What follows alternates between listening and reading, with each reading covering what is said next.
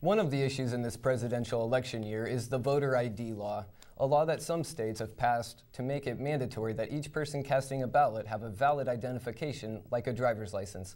Some people are saying this is unfair and violates a person's right to vote. One man who has been credited with establishing voter rights in this country is Ramsey Clark. He served under two presidents, Kennedy and Johnson. He is now on the phone, live from New York. Mr. Clark, thank you so much for joining us. Good to be with you. You too. What's your opinion of these voter ID laws? I think they're restrictive. In a democracy, you want everybody to vote. And your real problem is not people voting twice, it's getting them to vote once.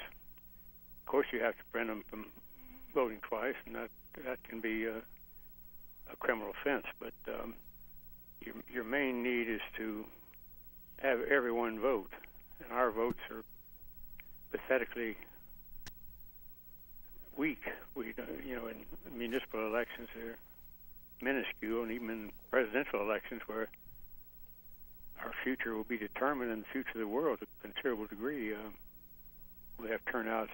We're lucky if we get 60%.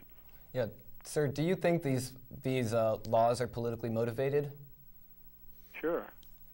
I mean, that's when people pass laws like that, they're thinking politically. Voting is political, so there's nothing wrong about it. But what they're trying to do is get advantage, and the people that they're going to be excluded are going to be poor people overwhelmingly, the people at the lower end of the economic scale, because they don't have cars, they don't have driver's license, they don't have identification. Okay. I understand that you're coming to Nebraska this weekend on behalf of political prisoners Mondo Wilonga and Ed Poindexter, former Black Panthers in prison for the bombing death of an Omaha police officer. Why are you involved? Well, it's I've been involved in justice for a long time, and it's a heartbreaking case.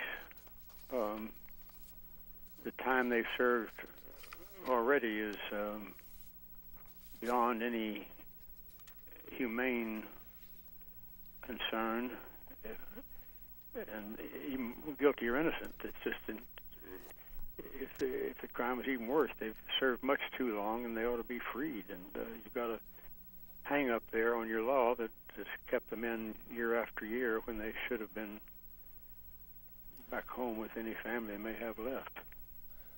All right. Thank you, Mr. Clark, for speaking with us today. Thank you, and thanks for what you're doing out there. Mr. Clark will be speaking in Omaha, speaking further about this issue at the Malcolm X Center at 3 o'clock p.m. on Saturday, October 13th.